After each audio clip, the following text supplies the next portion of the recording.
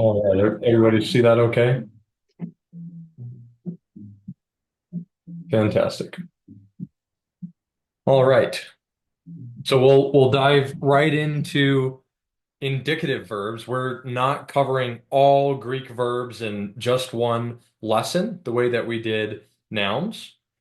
Verbs are inherently more complicated than nouns. There's more to them. So if you decide to move forward with your study of Greek, I would encourage you to, though we're going through everything at an overview level right now, go back to the beginning and just go deeper in the order that we went. So first you're going to hit nouns and really develop the noun system, and then you would get to verbs. So I'm going to be even a little bit more high level than we were when we went through Greek nouns. That being said, just by way of reminder, in Greek, word order is not nearly as consequential as it is in English. English relies on word order, and though Greek has, a typical word order that's followed, they're not beholden to it. Authors can change the order to, emphasize a different word or something like that. So with words being able to change their order, we've got to have another way to tell the reader how a word is meant to be used in a sentence. And that's what inflection is for. Inflection is the fancy word that just means how we change the spelling of a word or its form, you might see as well. We have this in English, though we rely on it much less. The example we have on the slide here is I would change the word cow, I would inflect it to cows, and that's switching from singular to plural. You remember that nouns have a stem carrying their essential meaning, and then we add a case ending. That's how we would inflect nouns. We're changing the spelling, like what we see here, theos, theon. That's our inflection to tell us how the word is being used in the sentence. And a noun's inflection, the particular spelling that we see, would reveal three things about it. Its case, which again means how it's used in a sentence, its number, singular or plural, and its gender, masculine, feminine, or remember, Greek also has a neuter gender, and that's grammatical. It's distinct from biology. Well, verbs also inflect. They change their spelling, their form, to indicate what the speaker or author means to express. Verb inflection is more involved in that a verb's form contains five. It portrays, conveys five bits of information, not just three like nouns. So we'll walk through what does a verb's particular spelling in the context you find it in tell us about what that verb is expressing. First, person. First person, second person, third person tells us who's doing the action from the grammatical perspective, from the standpoint of the speaker, the author in that sentence. That's fairly straightforward. We have this we recognize this from English. I would say, I speak, you speak, he, she, it speaks. That's changing the person. And we inflect even in English, like I speak, you speak. That's the same word, speak. But then when we go to third person, he, she, it, we add an S. We say speaks. So we're inflecting the verb to designate a different person. Number is a parameter of verbs. This is the easy one. This is the only one that's shared between nouns and verbs. Is it singular or is it plural? So far, so good. Want to note that a verb must agree with its subject in number and person. So verbs don't exist in a vacuum, right? We have this word that's describing an action that's taking place, and we've got to have a subject that is performing that action. So there's some noun, pronoun, subject that will, with very rare exception, be in the nominative case because it's a subject of a verb. So we have uh, singular verbs must go with singular subjects. Plural verbs go with plural subjects. The subject and the verb have to have the same, they have to match with the number. They also have to match with person in the case of personal pronouns. Nouns don't have a person parameter, so there can't be a match there. However, at times, a pronoun is what will be the subject of a verb. And in that case, pronouns do have person. So we have to make sure that we're using the matching person and number in the verb. Did I see a question? No? No, Okay. I was just giving you a thumbs up, man. Oh, great. Okay. So verbs must agree with subject. That can be a contextual indicator as to what the subject of a particular verb is. You might see, a difference in word order and wonder what exactly in this context is the subject of the verb I'm looking at. Well, you can start with what is the nominative noun? If there's only one, that would be your subject of the verb. Otherwise, are there any of these that match in person and number? Then that's another clue. Context and word order actually is another clue beyond that. While we're on the topic of subjects of verbs and pronouns, we want to just mention Greek is what linguists call a pro-drop language, pronoun dropping, in other words, meaning that subject pronouns that are used as a subject of a noun are usually, or of a verb, sorry, are usually omitted or dropped from the sentence entirely because the verb ending provides the necessary information about the subject. Having the pronoun adds nothing. Everything the pronoun tells us, the verb also tells us. So we may as well just not use the pronoun. Let me give you an example of this. In English, to use the same example as before, if I say I speak, you speak, they speak, in these contexts, our verb speak is not inflecting at all. It's the same spelling, same form. So I can't tell if I were to get rid of the pronouns here, I, you, they, I wouldn't be able to tell whether it's I who is speaking or you or they. I need the pronoun because the verb itself doesn't inflect and it doesn't tell me anything. Greek is not that way. Greek, as you can see here, changes the verb and the pronoun. And so, well, let me just walk through the examples. We have ego, lego, I, the pronoun I, speak, su, leges, autoi, legusin. So even if we got rid of ego, su, and autoi, our pronouns, we would still have uh, differences in the inflection of the verbs. I would still be able to see that Lego means I speak because this form is only ever used with first person. So it must be I who's speaking with Lego. And Lego, of course, contains the meaning of the verb as well. So Lego, I speak. You don't need the pronoun first. Spanish is like this. Hebrew, Latin are also like this. There are other pro-drop languages. Greek is one of them.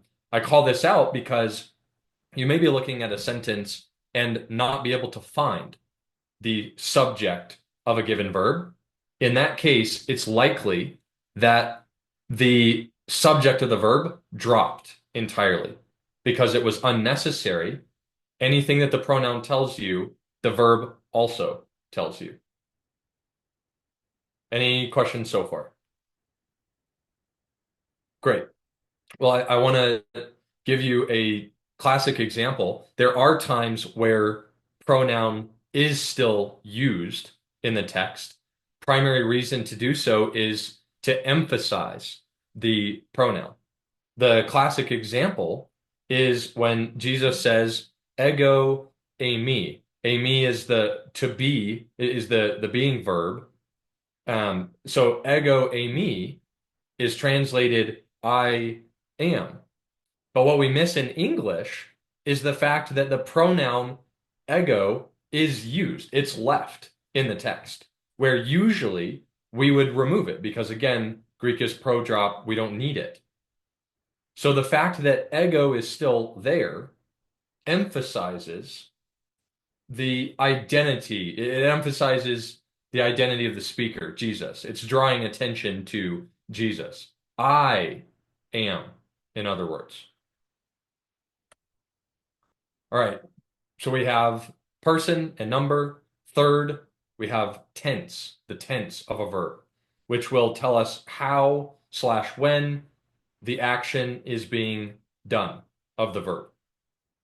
Mounce says in English, the terms tense and time refer to the same thing. And as you learned last week, English primarily focuses on time, past, present, future, when we're speaking of verbs, not as much this concept of aspect. But in Greek, aspect, or what type of action a verb describes, aspect is more important than time when the action occurred.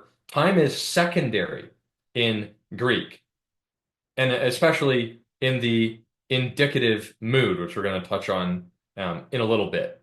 It matters even less in other moods. So time, not nearly as important. This is probably um, one of the most, if not the most, important things to grasp at this level of Greek study because it's one of the biggest differences between English and Greek.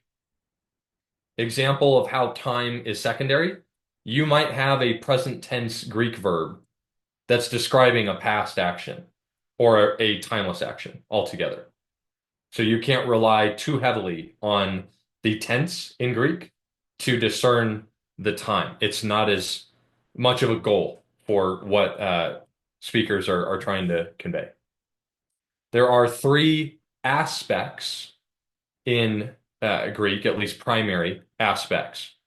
First, undefined, and I'm giving you a number of different ways that these aspects might be referred to because there doesn't seem to be much standardization across different resources. So you'll probably encounter these different ways to refer to the different aspects. So I wanted to expose you to all of them and give you this key so that you know what equates to what. So we have undefined, might also be called perfective or punctiliar. Perfective not to be confused with the perfect tense. The undefined aspect is, in Mounce's words, this is the default form of the verb. If you just want to say something happened and you don't want to say anything else about the nature of the action, you use the simple, undefined form of the word. That's undefined. There's also continuous or imperfective or progressive, describing an action that was ongoing, and perfective or combinative or completed, describing an action that was complete with ongoing effects, somewhat combines the undefined act in the past with its ongoing or continuous effects. So it's kind of a combination of the prior two aspects. That's why combinative is one word that you might see to kind of describe this aspect. Does this is this clicking? Any questions about this? Okay. So then we turn to the most common tenses that we'll see. And we're going to break down normally what time this is conveying, although again, aspect is more central to what Greek is trying to do.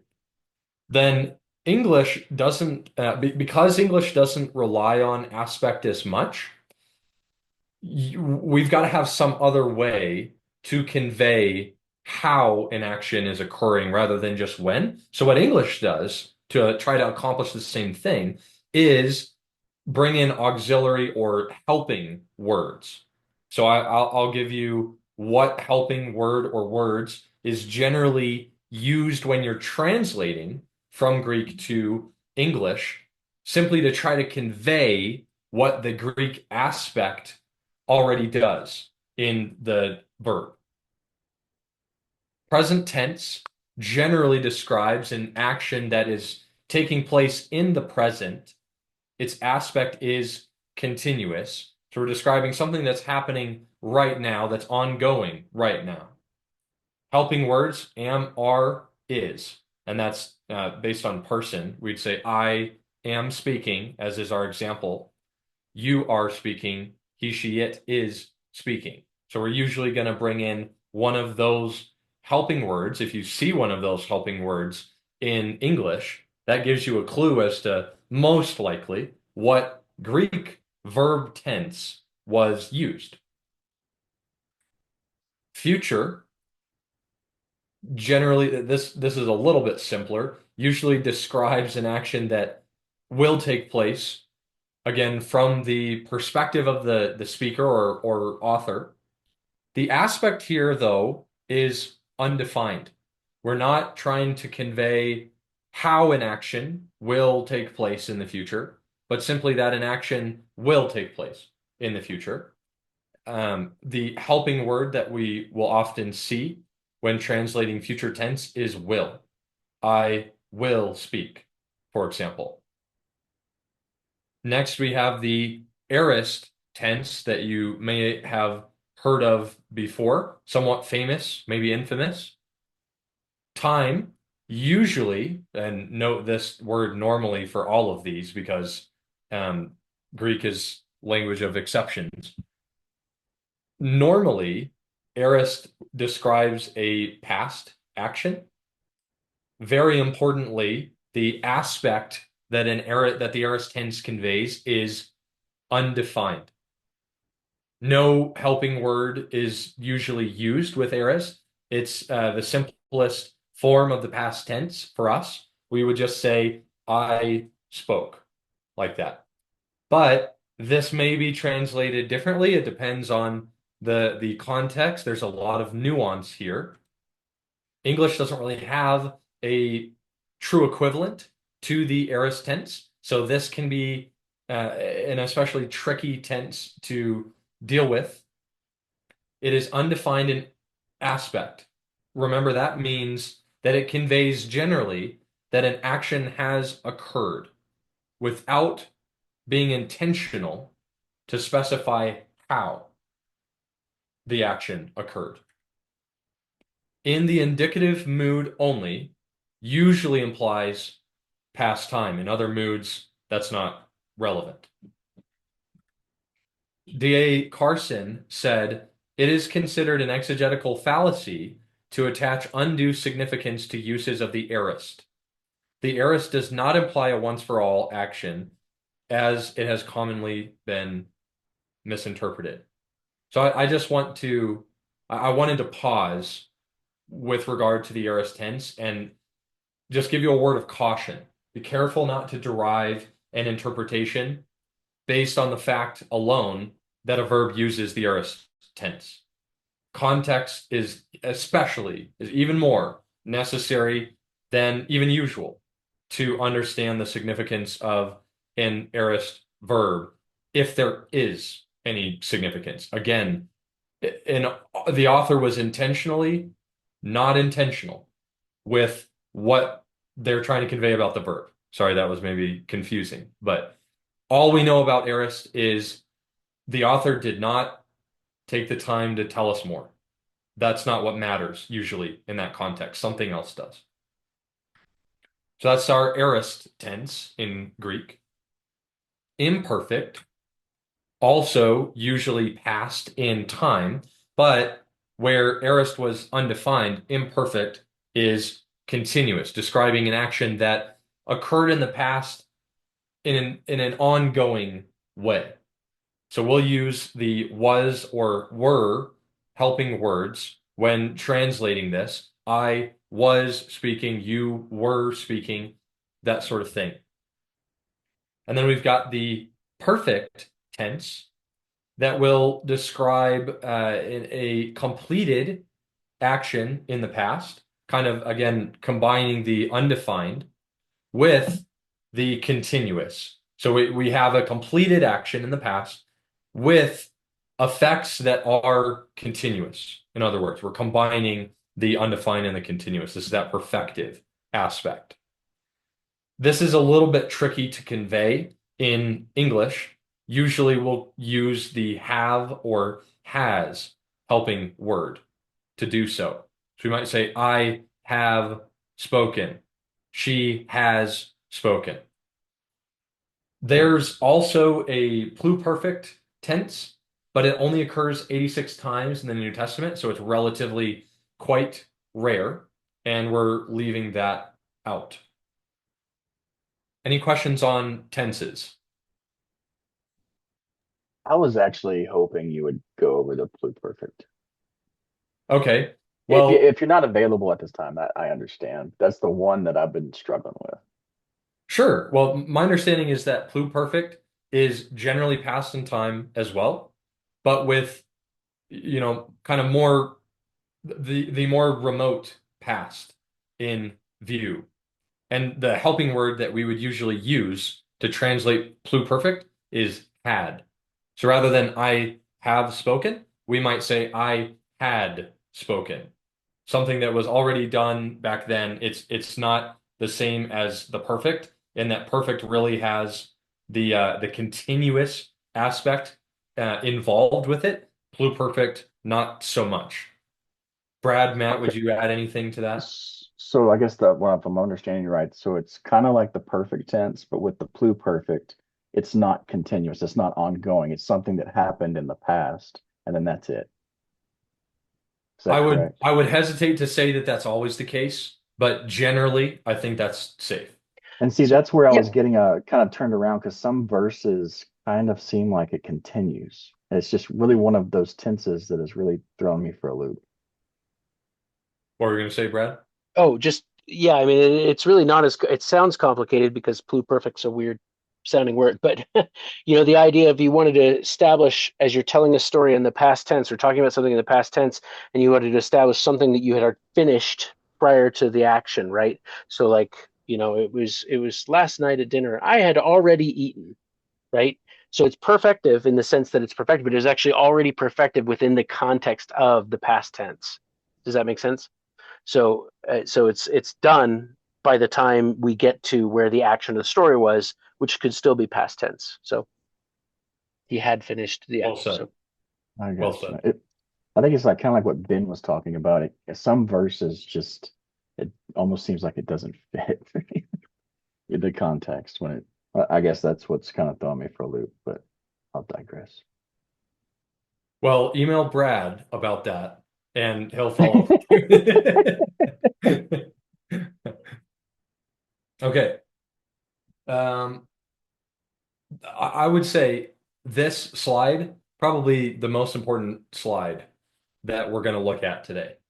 I will get these slides up for your access, but as you're trying to look at a lexicon or a Bible study tool and decipher what's going on with the verbs, to be able to have the parsing done for you and know okay, this is an aorist verb in this context, doesn't do any good if you don't understand the difference between aorist and imperfect, for example, and the difference between aorist tense in Greek and our past tense in English. So this is especially important to bridge between Greek and English for your understanding in Bible study.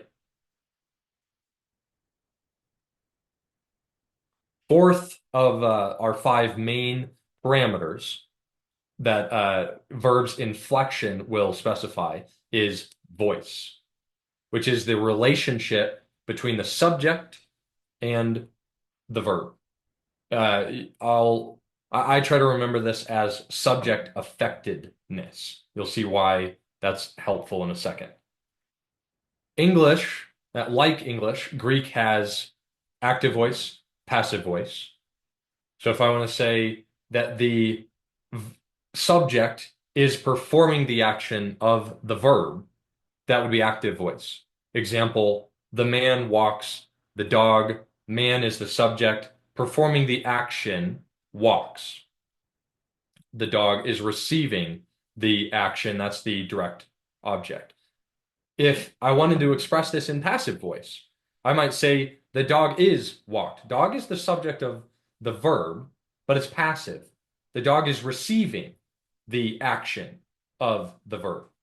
The dog is walked by the man.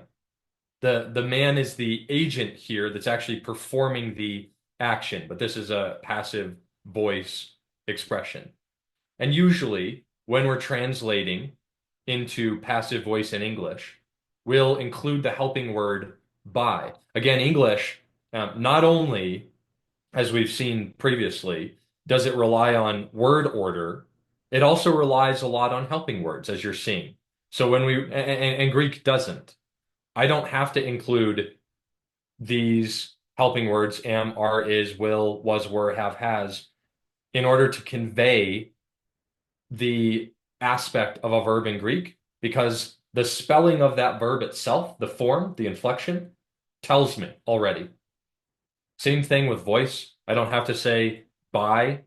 That's going to be specified by the inflection, the spelling of the verb. But in English, usually by would be included to specify passivity. Greek goes a little bit beyond English. English only has active and passive voice.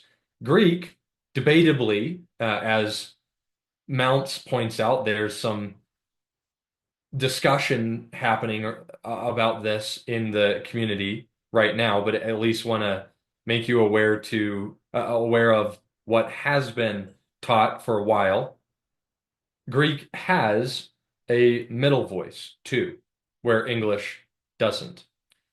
It's called middle because it would be between active and passive. So with middle voice, the subject is still the one performing the action of the verb, but with special emphasis given to the subject itself. So we might translate or say, the man walks the dog for himself. So really with active, middle, passive, this spectrum, we're indicating the subject affectedness, the degree of subject affectedness. That's why I prefer that expression, subject affectedness. Helps me remember subject does the action, subject does the action with some emphasis to that subject, or the subject receives the action. Some verbs are always middle or passive in form in Greek. There's no active voice equivalent on the Greek side. Those are called deponent verbs. You may also see them referred to as middles because they're only always middle or passive in Greek. Usually we translate these into active voice. So you might see in your lexicon that something is deponent. You would translate that in active voice. These verbs have different lexical forms too. This is a little bit of a spoiler, but You remember with nouns, we have a standardized lexical form, nominative singular, and then whatever the gender is, that's inherent to the noun itself. Well, verbs have lexical form too. And because middles, deponents do not have an active voice, they can't have the lexical form. So their lexical form is different. And you would be able to recognize them by that lexical form. You'd know if you were, you know, familiar enough with Greek, this must be a deponent or middle. And just to call out in the future and aorist tenses, middle voice is distinct from passive. There are, in the other tenses like present, I would see middle passive both having the same form. There's not a distinct form to tell me this is middle, this is passive. With future and aorist, there is, but with active and other tenses, I would have to rely on context to know. Fifth parameter is mood, which tells us the relationship between the subject and reality. The indicative mood is the one that we're really focusing on today. It describes something that is, as opposed to something that may be or might be, ought to be. Statements are indicative mood, questions, even lies are in this mood. It doesn't have to do with accurate statements of reality, just statements that are claims to reality, if that makes sense. And then I'll expose you to the rest of the moods. And actually, I want to go back real quick because I forgot to. Oh no, we'll get there later. Want to expose you to the rest of the moods, even though we're not going to go into detail on these until subsequent weeks. We have the subjunctive mood, kind of standing most directly in contrast to the indicative, describing what may or might happen. It's the mood of potential or uncertainty, as opposed to describing what is in indicative. Imperative, we're familiar with this in English, certainly, expressing a command or a request. Optative, expressing wishes or hope. May it never be, for example, or possibility. Infinitive, also, I think it helps to think of it as the verbal noun. This portrays an action as a concept or an abstraction. We'll translate it with the helping word to. To speak, for example. To speak is a wonderful thing. Or participles, which are verbal adjectives, adverbs. Yeah, I find that it helps to think of infinitives and participles that way. Participles describe an action's relationship to a noun, and there's a lot to participles. It's been said that if you understand participles, you understand Greek. So quite important. We'll dive into those in a later session. So these are the five main parameters: person, number, tense, voice, mood, as well as what the various options are for each parameter and what that tells us about the action that the verb is expressing took place or will take place, whatever. I want to note there's also something called finiteness. An indicative verb is finite, for example, which conveys that the verb can stand alone.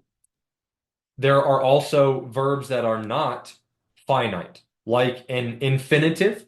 I gave you that example. To speak is a wonderful thing.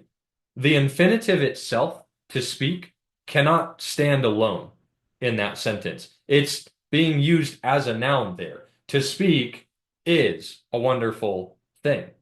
So we need another verb, is, in that sentence to complete the expression. So it's not a finite verb.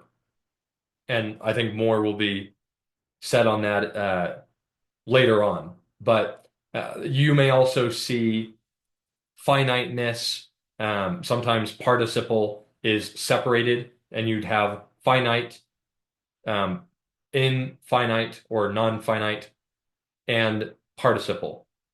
And I wanted to call that out because you might see that in a lexicon, and I wanted you to have been exposed to it.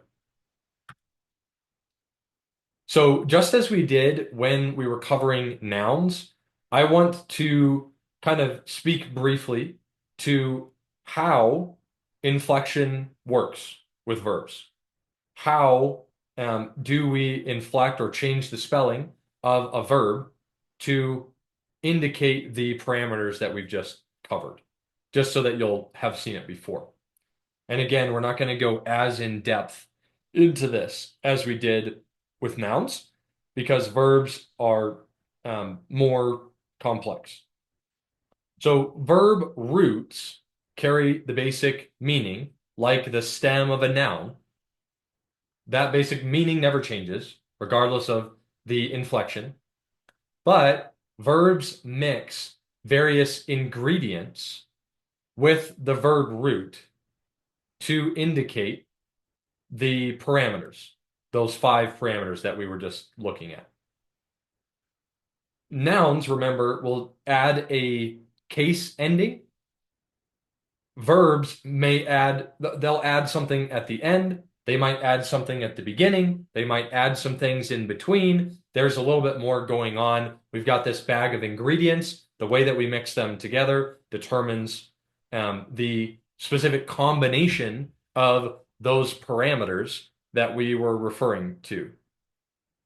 For example, a verb's person and number are specified by the suffix that you add, which is called a personal ending. Here's a look at the various ingredients that are used to make the sausage of a Greek verb.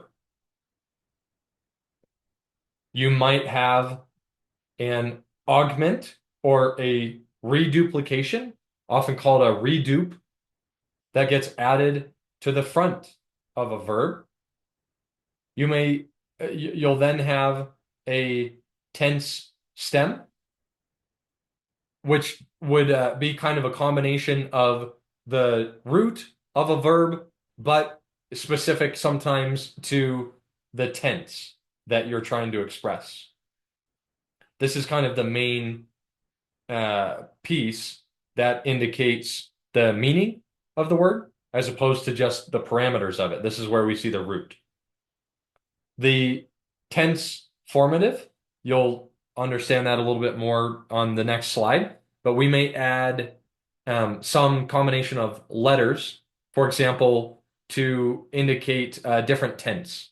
If I want to change a verb from present tense to future tense, I can add a sigma tense formative, and then that would change the tense entirely. A connecting vowel is sometimes used. That would be an omicron or an epsilon, depending on the letters around it. It kind of specifies whether a connecting vowel is used. They're not always used. Personal ending. There's a quad chart that is on the next slide that you'll see. Which personal ending chart you use is based on other ingredients before it. And then you would choose the relevant personal ending based on whether you're wanting to express, a certain person and number.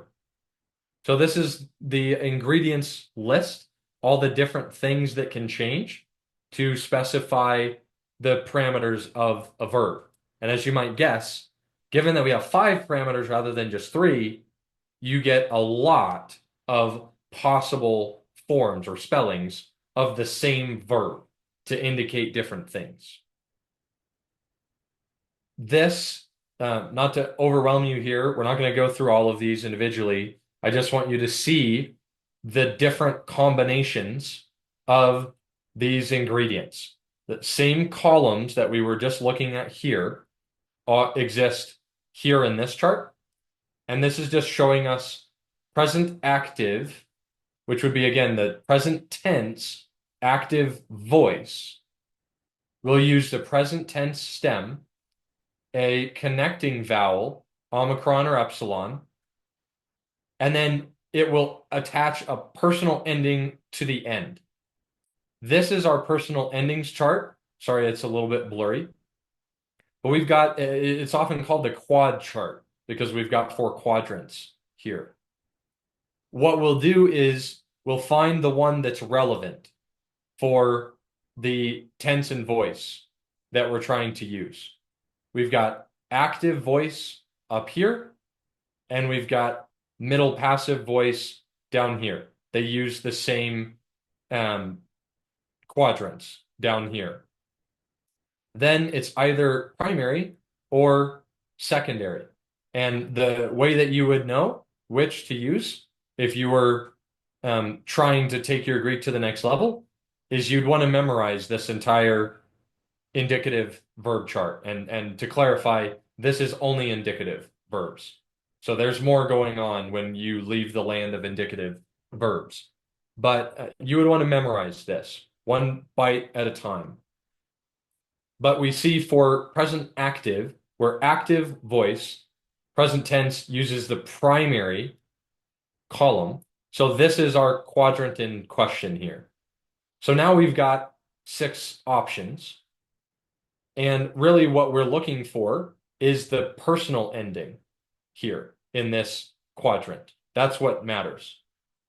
These are the personal endings that you might use, and it's person and number that we're indicating with personal endings again. So the first person singular is right here. No ending. Second person singular. Third person singular. Then we go to plural. First person plural, second person plural, third person plural. Same thing here. And that's what's going on with the rest of these quadrants as well. It's just that we use different quadrants to form the personal ending in the different circumstances. So this is the paradigm for the verb luo. Most common classic example that's used in teaching and learning Greek because it's short and it's regular. Luo means I loose. Here's the paradigm for it. I loose, you loose, he, she, it looses, how we would translate it to English. And then plural, we loose, you plural loose, you all loose, and they loose. So that's kind of an idea of how this is built. We take the tense stem, lambda, upsilon, lu. We add the connecting vowel, omicron or epsilon, depending. And then we choose the relevant personal ending based on the person and number that we're trying to express. And just in case you're wondering, why does this end in omega if there's no personal ending? That's because we would attach the connecting vowel omicron and have lua, and then with no personal ending, that omicron lengthens to an omega because that's the way it works. So that's kind of how you move forward and construct a verb. You're choosing the ingredients, you're putting them in the oven, at the right time, and then the result is a single word that is spelled in a way that conveys the 5 parameters that we looked at before. Does that make sense? Great. So you would also then kind of reverse engineer a word. If you're reading the Greek New Testament and you see luamen, for example, you would want to, especially if you're trying to translate it into English, kind of reverse this process and understand what are the five parameters that this verb is indicating. I see lu, so I'm recognizing the root of luo, so it's something to do with loosing in general. But then how can I recognize whether this is, present versus aorist, so on? That would be that's what parsing is. And we're not going to really go through examples because, as you can see, this is quite complex. There's a lot to it. But as you learn verbs, if you go further, you start simple and you recognize how do I discern whether a verb is present active or present middle passive? Well, it would just be the endings because all of the endings are different, right? So if I see luamai instead of luo, I know that it's present middle passive instead of present active, right? And then if I add a sigma, lu so instead of luo, I know that this is active voice because of the omega ending here, but I know that it's not present because there's a sigma. And that sigma is the tense formative that gets added to indicate that a verb is future. I want to just also call out that there's a difference between, as we're seeing here, first future, first aorist, second aorist. Those are not different forms that the same verb might take. For example, luo is first, but it cannot take on the second form. It is a first aorist. So the example even used for second aorist is a different word entirely because a word is either first aorist or second, first future or second. It's not both. It's not taking both of those forms. It's kind of like the difference between a regular verb and an irregular verb in English. They simply use different patterns for how they inflect. The meaning does not differ based on whether it's first aorist or second aorist, same aspect and everything. We already really looked at this paradigm. Remember, for simplicity, all the words that you see in a lexicon will have a standard form based on what part of speech it is. For nouns, the lexical form is always nominative singular. And again, gender can vary because gender is affixed to the noun as an attribute of it. It doesn't inflect gender, that is. Verbs use lexical form as well. And the lexical form of a verb is first person singular present active indicative in our context here. Unless, again, you're looking at a deponent, which is not going to be active voice because it's never used that way in Greek.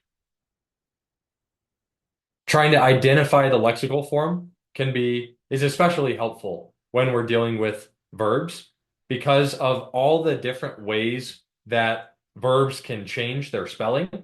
It can be very difficult to recognize what a verb means because it looks very, very different from its lexical form. So identifying the lexical form, which again is the form you memorize your memory, your vocabulary in, is oftentimes a useful first step because you go from that word to your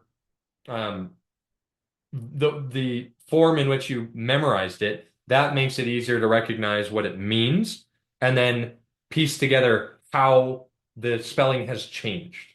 And then you can recognize the various parameters to parse it. So what does all of this about verbs mean for you? How can you use this starting today, even, even before you put in all the work that would be necessary to be able to recognize a verb on the street, so to speak? Well, want to give you examples from a text, interlinear, Blue Letter Bible, and Logos. Again, here we're looking at the reverse interlinear John 3:16, and we have our word loved here.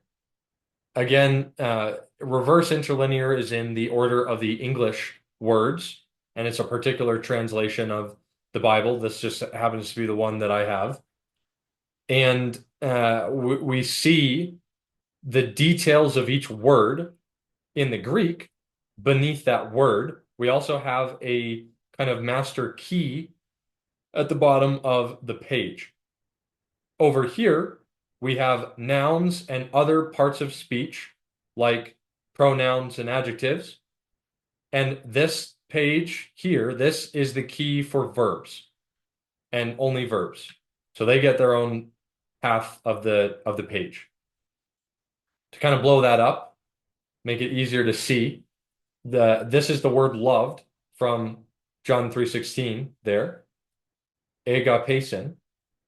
We see the form of the word that was used in that scenario. In this lexicon, we don't see the lexical form. We then see a transliteration, agapesin, these lines indicating that it's a long E.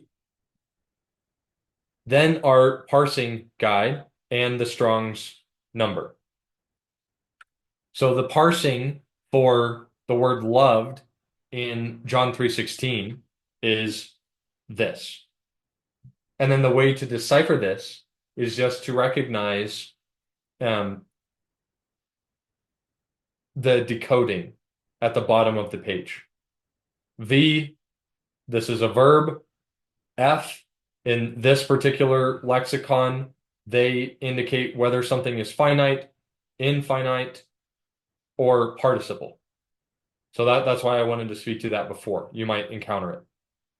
Then we don't have anything at the bottom because we don't have enough space. And the simplest to recognize without a decoder are person and number. So we have this as a third person singular. And remember, the subject of this verb is God. God so loved the world. So our verb, so loved, matches the person and number of its subject, God. God loved. Then we have the tense, which covers everything that we looked at, including second aorist, which is why I wanted to point that out before. If you just see a number 2, that's second aorist. Again, as far as your purposes of understanding what that means, no difference between aorist and second aorist. The aspect is the same. It's just a different, it's like the difference again between a regular and an irregular verb. So don't be thrown off by that. Our second to last is the mood, indicative. Participle is left out here in this lexicon because it's included here. So the parsing guide may differ across resources, and you'll just need to, look at the instructions and get familiar with how a particular resource parses. And then lastly, we have the voice, active, middle, passive, and this lexicon also includes deponent. And again, if something's deponent, that would be translated in active voice because it's a little bit closer on that spectrum from active to passive, a little bit closer to active than it is passive.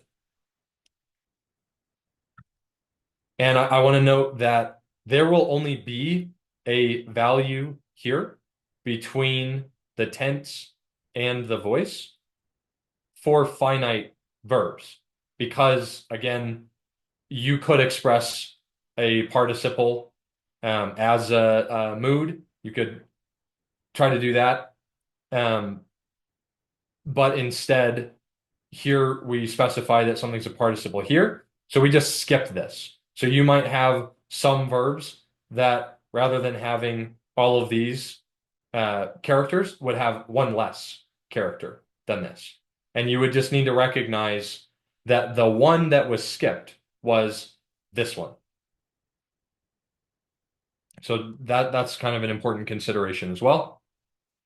Thankfully, Blue Letter Bible and Logos, other online tools, Accordance, will tend to do that kind of harder work for us. Looking at the same verse in Blue Letter Bible here, it's parsing for us that we have a verb and that it's aorist active indicative, third person singular. Logos, same thing. Aorist active indicative, third person singular. It does tell us that it's a finite verb as well. Any questions so far? Okay. Well, the last thing that I had for us, and I know that we're at 2, is the vocab words. So we'll just briefly run through this.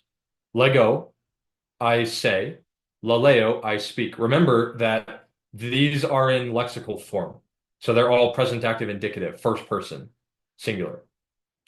So you would, though you might try to remember them as say, Lego, say, Laleo, speak, note that you would actually translate it I say because it's first person singular.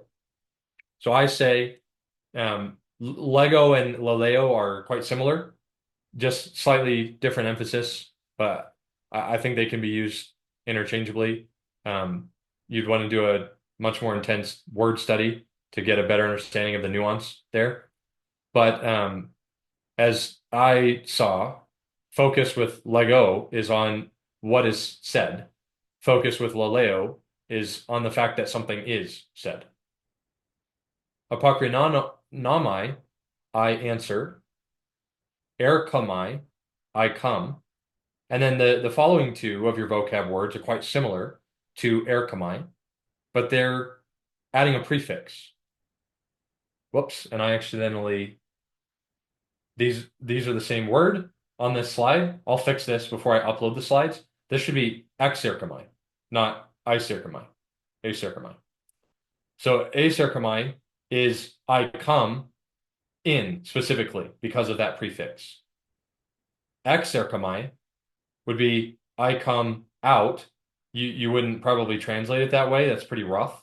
But I left it like that because I want you to recognize that erkamai is part of each of these verbs, and we're just adding a prefix to designate direction with these two. Then horao, remember that rough breathing mark to pronounce that. Horao, I see. Amy, I am. Ginamai, I become. Those are your words for this chapter. Any concluding questions about Greek verbs indicative specifically? No, but I was wondering if there's any way you can make these PowerPoints where we can download them and print them out. I'd like to be able to carry them around with me and study. Absolutely. Is it not possible to I download the couldn't, PowerPoint from the platform, from the Bible training program? well, I hadn't tried to do that yet. Okay. So Probably. then when you put it up, you can put it up in the usual site as a PowerPoint for them to look at, but then you can also put it as downloadable. You have to re-upload it in the same Okay. Okay. window. So Okay. Great. Well, I Okay. will make it downloadable, and if for some reason that's not working, just let us know, Judy, and we'll just Okay. email you the PowerPoint slides. All right. Fantastic. Well, thank you everyone for your time and attention. And I'll be uploading, in addition to the PowerPoint slides, also a quiz so that you can just kind of self-reflect on whether you're grasping the information. Thank you. Awesome. Thank you.